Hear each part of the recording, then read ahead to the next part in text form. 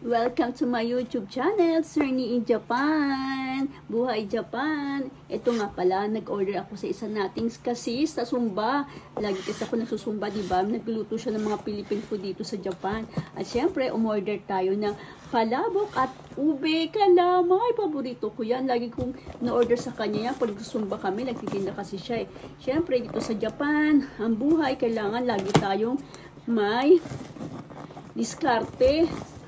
Ako nagtatrabaho, 12 hours, siya naman din gumagawa ng mga Philippine food. At ito nga in-order natin, no? Ayan, dahil walang pasok at holiday ang Japan, summer holiday.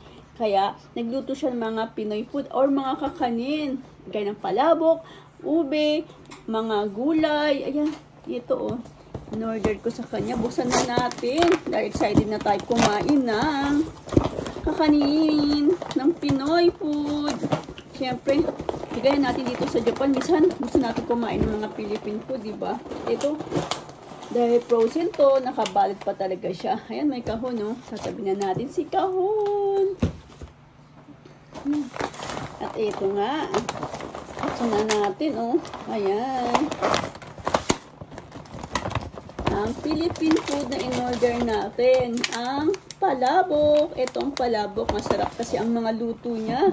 The best. Kaya syempre, nakakailang ulit tayo mag-order pag masarap talaga. Ito pa oh, dalawang palabok siya.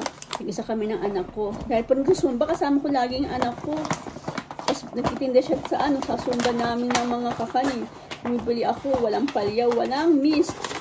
Kahit walang pera, basta pag mga kakanin pagkain, mapapabili tayo. Ito in-order ko, 4 na order to. Mura lang din, go Hakien or nasa 200 pesos or 150.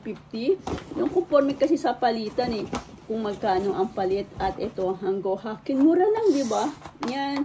Kaya marami tayong in-order kasi wala tayong trabaho. Ito ang kakainin natin, ang mga Pinoy food, ang palabok. Hindi na natin bubuksan. Next time ulit, gagawa tayo ng content para sa mga pagkitaste o panlasa ng mga Pinoy po dito sa Japan. Itong ube o ube kalamay.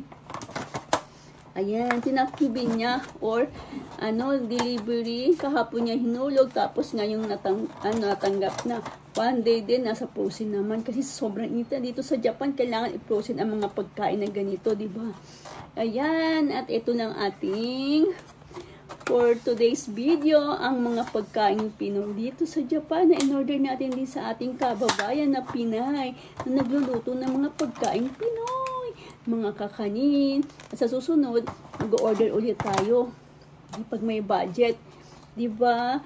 Para makakain ng mga pagkain Pinoy. Alam niyo naman, nakakamiss. Yan tayo kasi nakaka-uwi ng Pinas. Mga ilang taon na.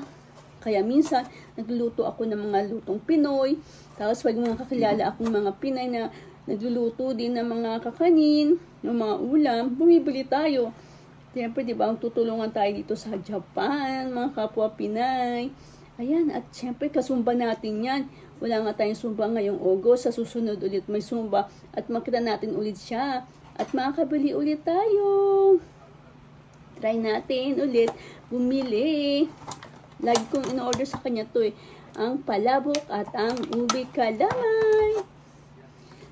Thank you for watching. Please like and subscribe my YouTube channel. And bell the notification. Buhay Japan. Nakakain na rin. Nagutom na ako. Later on, video na ulit natin. Thank you for watching. Arigatou gozaimashita.